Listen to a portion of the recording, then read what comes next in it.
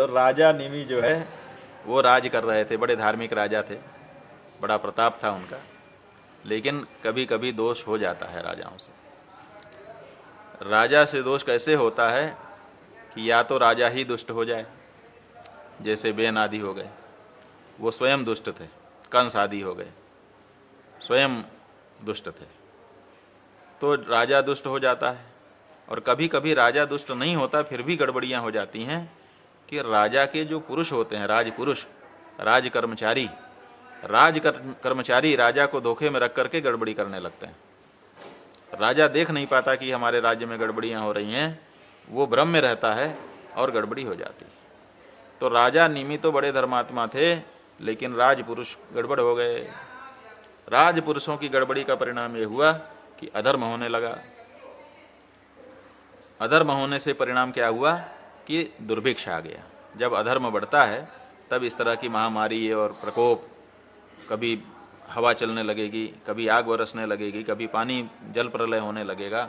ये सब जो प्रकृति में विक्षोभ होता है, ये प्रकृति का विक्षोभ अधार्मिकता के कारण होता है।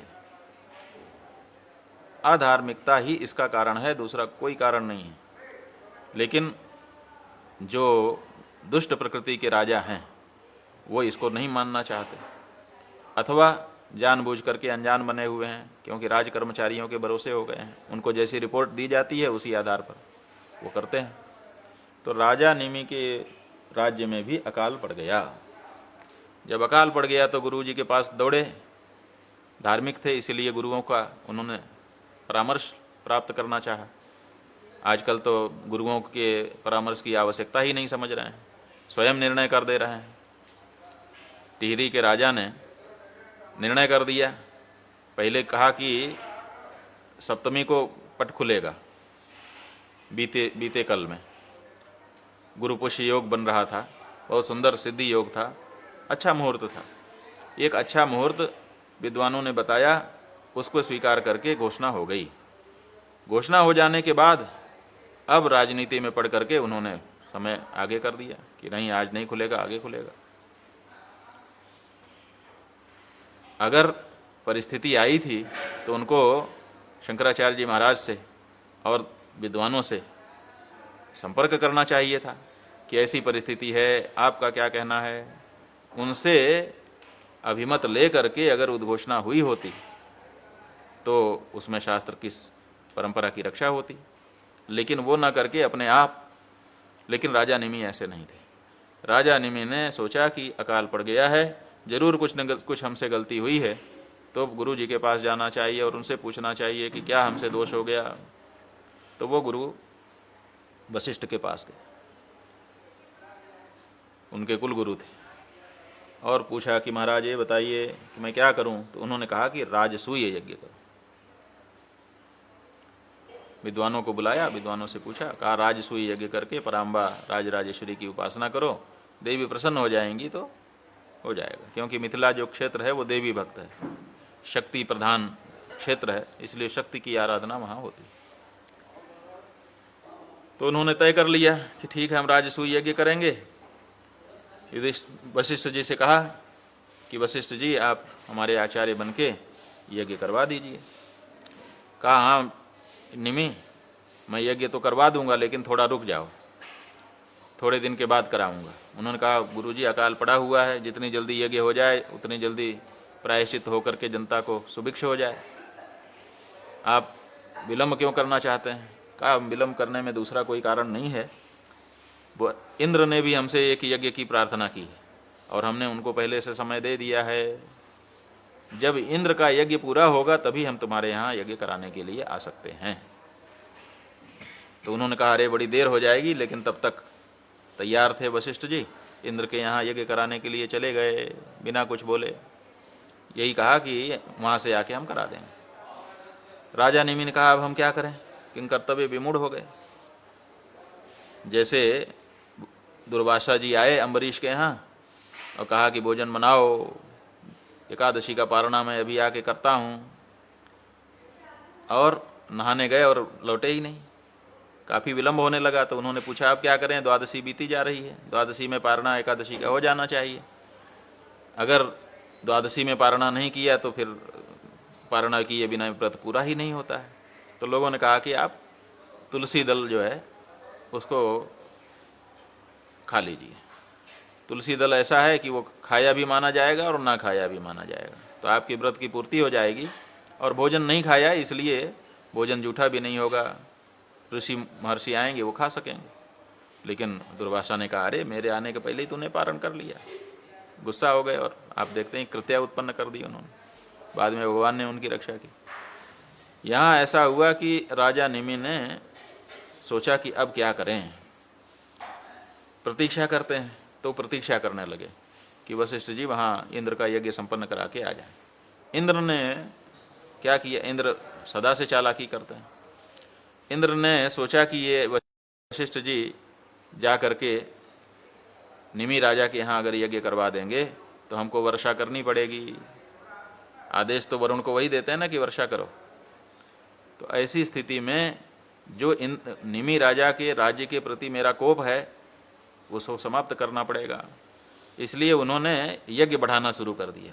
कहा, गुरु जी अभी पूरा नहीं हुआ, ये करना है, अभी ये करना है, अभी ये करना है, ये सब के लिए मैंने आपको बुलाया था। तो लंबा करते गए। इंद्र अपने यज्ञ को लंबा करने लगे।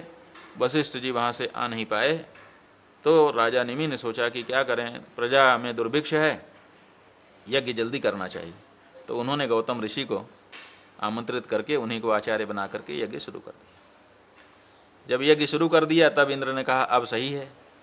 तो उन्होंने कहा, गुरु जी बस अब पूरा हो गया, लीजिए दक्षिणा, प्रणाम, बड़ी कृपा आपने की। और वशिष्ठ जी वहाँ से विदा हो गए।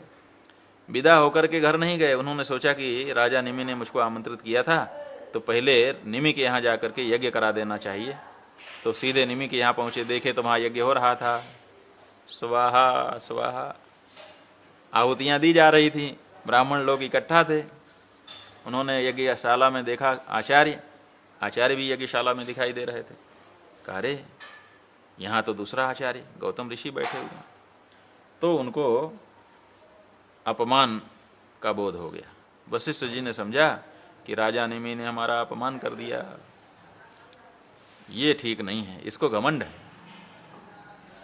तो उन्होंने क्रोध में आकर के शाप दे दिया कि राजा निमि जा, तेरा देह समाप्त हो जाए। इसी देह से न वो कर रहा है। तो अब वो राजा निमि के ऊपर शाप आ गया, उनका देह समाप्त होने लगा। उधर गौतम ऋषि थे। निमि ने गौतम से प्रार्थना की, अरे वशिष्ठ जी ने शाप दे दिया, मेरा शरीर समाप्त हो रहा है, आप कुछ करिए, आप मेरे इस समय आचार्य हैं। गौतम ऋषि ने तुरंत मंत्रों का उच्चारण आदि करके किसी तरह से उनके शरीर को सुरक्षित रखा।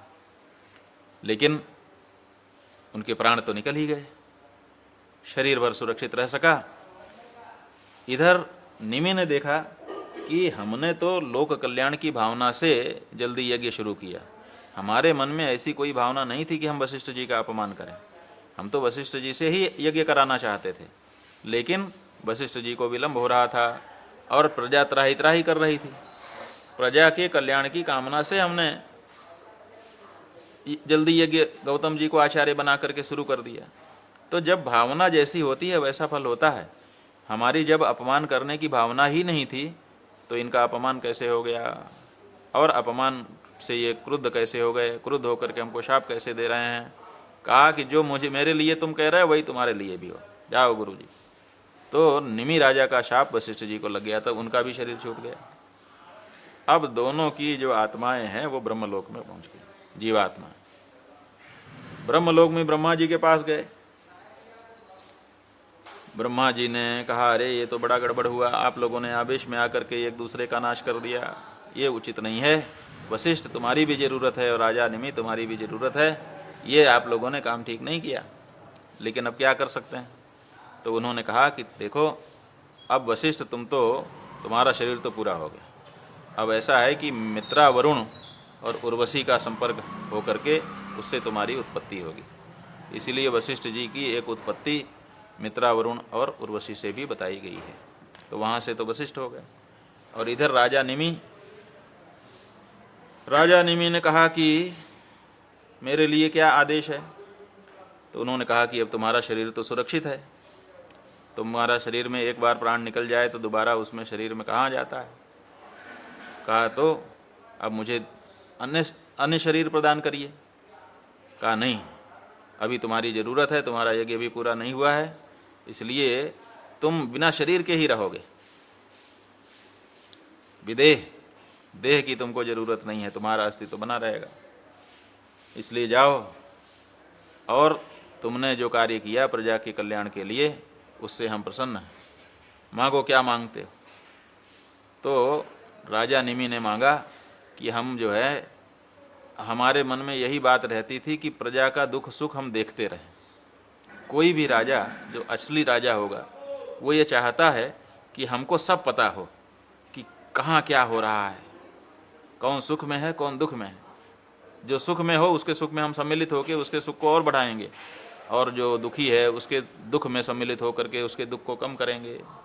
सुख का मामला ये है कि जब आपके प्रियजन सुख के समय में आपके साथ खड़े हो जाते हैं तो सुख बढ़ जाता है, और दुख का मामला ये है कि जब परिजन आपके साथ आकर के दुख में खड़े हो जाते हैं तो आपका दुख घट जाता है, क्योंकि वो आपका दुख बांट लेते हैं।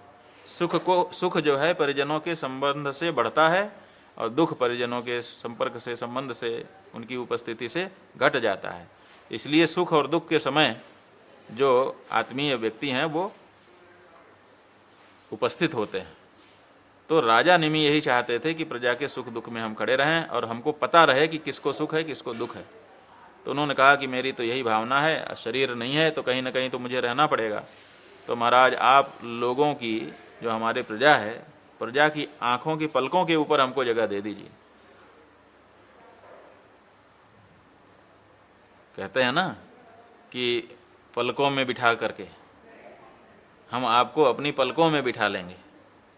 पलक पावड़े बिछाए हुए हैं आपके आने के लिए, यानी पलक का बड़ा महत्व है। इसीलिए नेत्र संस्पर्श होता है। जो लोग अपने पूजनीयों के चरण का जो स्पर्श करते हैं तो बहुत से लोग दोनों आँखों को भी छुआ देते हैं कि आपको हमने अपनी पलकों पर बिठा रखा है। इतना प्रेम, पलकों के ऊपर कुछ सहन नहीं होता है, लेकिन पलकों के ऊपर अपने प्रियतम को बैठाया जा सकता है, क्योंकि जिससे हमको प्रेम होता है वो हमको भार नहीं लगता, जिससे हमको प्रेम नहीं होता है वो भार लगता है।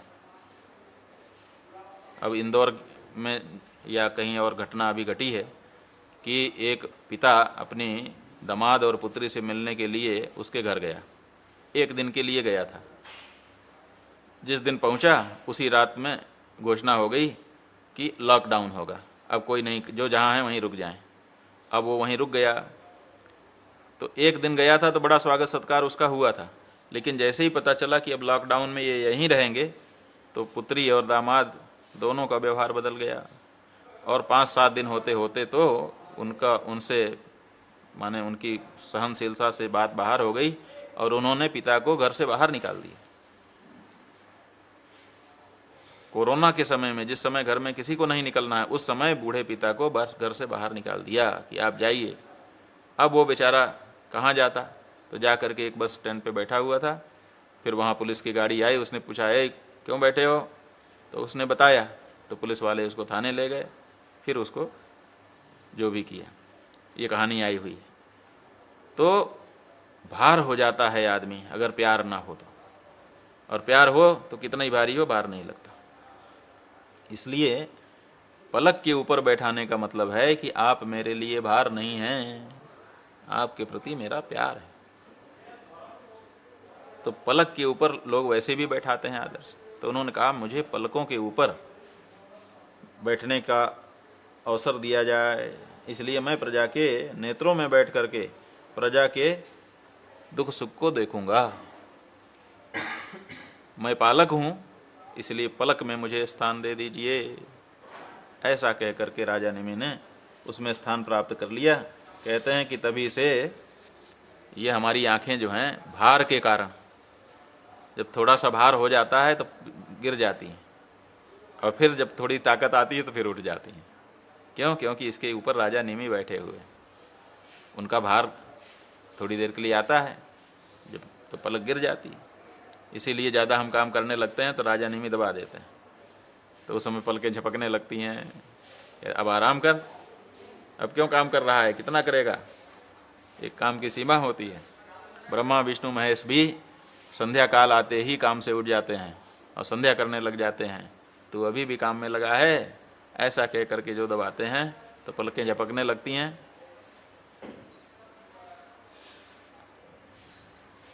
निमिष, इसीलिए ये जो पलकों के बंद होने की प्रक्रिया है इसका नाम निमि से निमिष हो गया। निमि ही आस्ते, निमि रहता है, इसीलिए उसका नाम निमिष। और निमिष उतना समय के अंतराल में जो चीज़ हो वो निमेष।